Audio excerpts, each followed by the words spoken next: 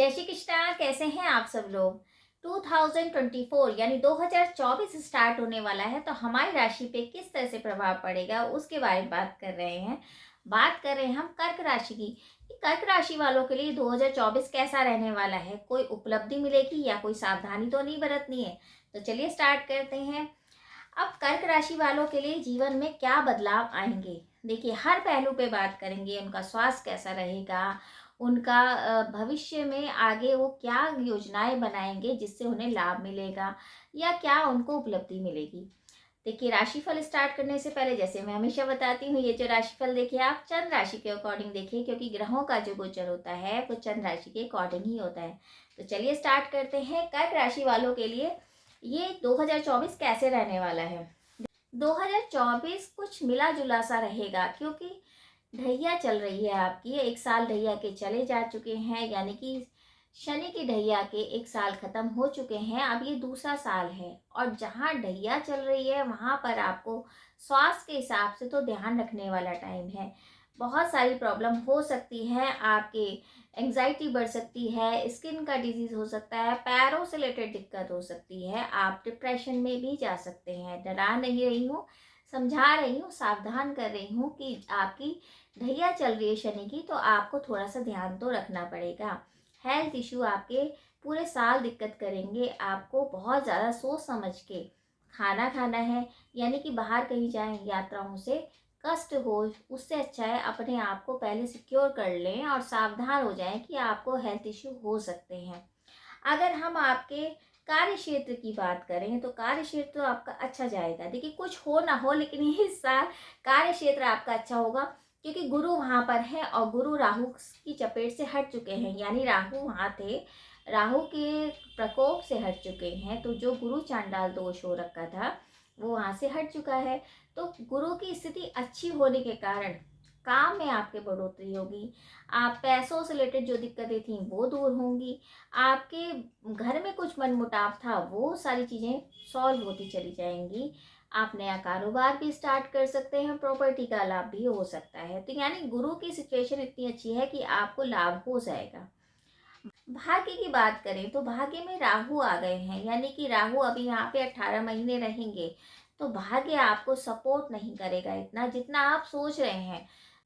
धर्म में अरुचि हो जाएगी आपकी, क्योंकि राहु नवम भाव में है, भाग्य भाव में है। तो आप धर्म से हट जाएंगे, कुछ मन नहीं करेगा आप अध्यात्म की तरफ जाने का। और यहाँ तक कि जो आप दान पुण्य करते हैं उसमें भी आपका मन नहीं रहेगा। भाग्य कम सपोर्ट करेगा, माता पिता से थोड़ा सा मतलब विवाद हो सकता है। इस तरह की सिचुएशन रहेगी, डबल माइंडेड रहेंगे।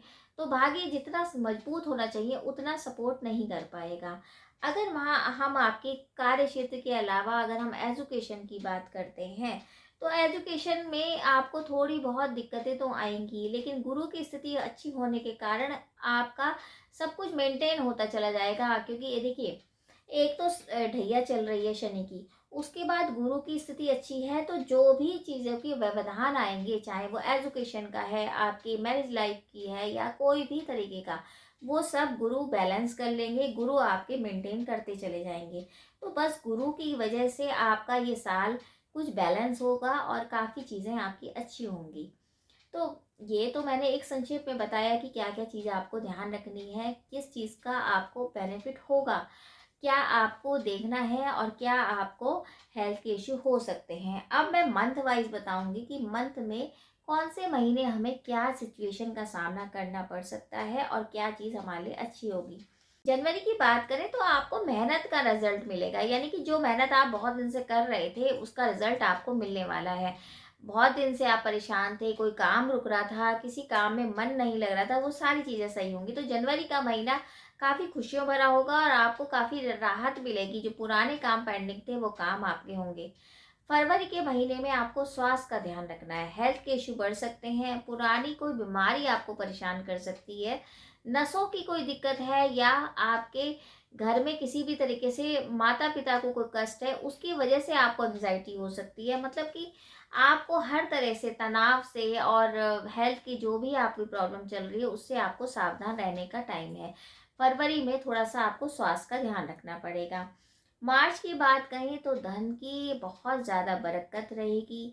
आपके रुके हुए काम होंगे, विदेश से रिलेटेड अगर कोई काम अटक रहे हैं तो वो काम आपके होंगे। दिक्कत बस यही आएगी कि आप किसी पे विश्वास नहीं करेंगे। आपको लगेगा कि मैं सही हूँ, उस तरह का अहम आपको आ सकता है। आप क्रोधित हो सकते हैं, तो अपना ध्यान रखिए, हेल्थ के इश्यू ना बढ़ें। इसलिए आपको बहुत ज़्यादा सावधान होकर काम करना है। काम अच्छा होगा मार्च के महीने में, धन से रिलेटेड कोई दिक्कत नहीं होगी, लेकिन बस ये है क्रोधी ही हो जाएंगे और किसी की सुनेंगे नहीं, जिस वजह से प्रॉब्लम आ सकती है।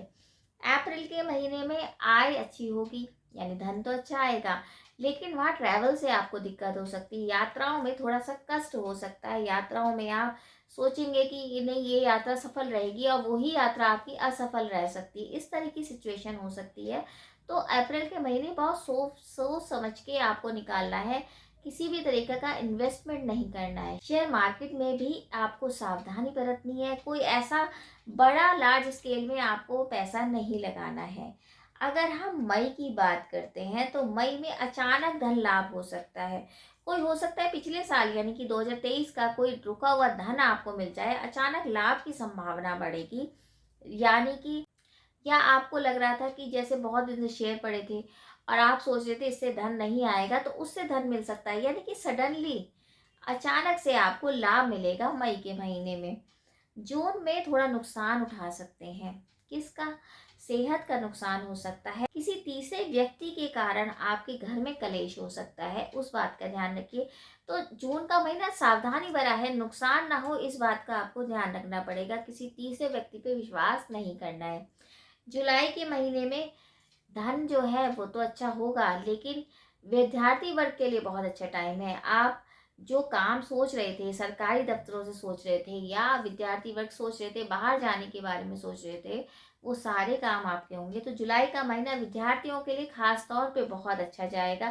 किसी भी प्रकार की दिक्कत नहीं आएगी। अगस्त की बात करें तो अगस्त में आपके माता पिता से कष्ट हो सकता है, यानी कि उनके हेल्थ के इश्यू बढ़ सकते हैं। कुछ ध्यान देने का टाइम है। कुछ प्रॉपर्टी का विवाद हो सकता है। हो सकता है कोई व्यक्ति आपको षड्यंत्र में फंसा दे। तो अगस्त का महीना बहुत ज़्यादा सोच समझ के निकालने वाला है। किसी भी डॉक्यूमेंट पे पढ़े बिना साइन नहीं करना है, ध्यान दीजिए। अगर हम सितंबर की बात करें तो सितंबर के लिए आप घूमने जा सकते हैं, यानी कि कहीं आपका मनोरंजन स्थल की यात्रा कर सकते हैं। अपनी फैमिली के साथ बहुत अच्छा टाइम बिताएंगे, और हो सकता है कोई नया सदस्य आपके घर में आए, ये भी पॉसिबल है। तो सितंबर का महीना अच्छा जाएगा। अक्टूबर में अगर आपकी शादी नहीं हुई है, यानी आप विवाहित हैं, तो विवाह होने के पूरे पूरे चांसेस हैं। विवाह के लिए ये जो अक्टूबर का महीना है बहुत अच्छा जाएगा। यानी विवाह आप करना चाहते हैं तो बिल्कुल कर सकते हैं। इस अक्टूबर के महीने में आप प्रपोज भी कर सकते हैं लव पार्टनर को, आपका काम बन जाएगा। नवंबर के महीने में, नवंबर का महीना आपको बहुत सावधानी वाला होना चाहिए, क्योंकि अगर आप बहुत दिन से कोई ऑपरेशन टाल रहे थे तो वो आपको परेशान करेगा। तो डॉक्टर से अच्छे से चेकअप कराइए। कोई भी तरीके का रिस्क नहीं लेंगे तो अच्छा रहेगा, वरना दिक्कतें आएंगी। दिसंबर का महीना, अंतिम महीना दिसंबर का महीना विजय प्राप्त करने वाला है। यानी आपके सारे काम में आपको विजय मिलेगी। जो काम आप छोड़ चुके थे और लग रहा था ये काम नहीं होगा, वो दिसंबर के महीने में पूरा होगा। तो ये तो था जनवरी से लेके दिसंबर तक के महीने कि कौन से महीने हमें क्या सावधानी बरतनी है और क्या आपको उपलब्धि प्राप्त होगी। अब ये एक जनरल प्रेडिक्शन है। देखिए, ये क्वेश्चन बहुत आता है कि ऐसा तो नहीं हुआ था, ऐसे तो आपने बताया था, तो ऐसा नहीं हो पाया। तो देखिए, ये एक जनरल प्रेडिक्शन है। ये ग्रहों के गोचर के अनुसार करी गई है। आपके चार्ट के बारे में नहीं पता है, तो अगर आपको कुंडली का विश्लेषण कराना है तो आप कमेंट्स बॉक्स में मैसेज भी कर सकते हैं। अब उपायों की बात करते हैं कि उपाय कौन से करें। कर्क राशि के जो स्वामी है वो चंद्रमा है, तो यानी शिव जी की आप पूजा जितनी करेंगे, आपकी राशि स्वामी चंद्रमा है, तो शिव जी की पूजा और माता जी की अपनी सेवा, यानी माँ की सेवा अगर आप करते हैं तो चंद्रमा अति प्रसन्न होते हैं। और जो आपके मन में एक दुविधा रहती है ना, डबल माइंडेड रहते हैं, करें काम नहीं करें, या मतलब एंजाइटी बढ़ जाती है, वो सारी चीज़ें आपकी दूर होती हैं। तो शिव जी की पूजा, सफ़ेद चीज़ों का दान, लाइट कलर के कपड़े पहनिए, सफ़ेद चीज़ों का दान करेंगे, चाहे दूध है, चावल है, आटा है, किसी भी नीडी पर्सन को आप मंडे दे सकते हैं। सोमवार के दिन अगर दान करेंगे तो आपके घर में बरकत भी होगी और जो कष्ट आने वाला भी होगा वो कष्ट भी दूर हो जाएगा। ओम सोम सोमाय नमः, ओम सोम सोमाय नमः, इस मंत्र का भी आप जाप कर सकते हैं। तो दिक्कतें आएंगी लेकिन वो दिक्कतें भी चली जाएंगी। बाकी ये है कि आपकी ढैया भी चल रही है शनि की, तो शनि से रिलेटेड भी आप उपाय ज़रूर करिए, वरना आपके हेल्थ इश्यू बढ़ सकते हैं।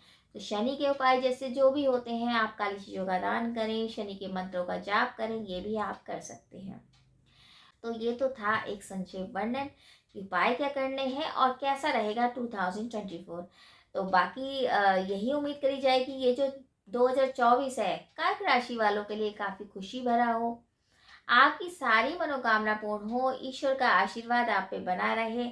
और अगर आपको छोटी सी जानकारी ये अच्छी लगती है तो वीडियो ज़रूर शेयर कीजिए। आप सभी को नववर्ष की हार्दिक शुभकामनाएं। जय श्री कृष्णा।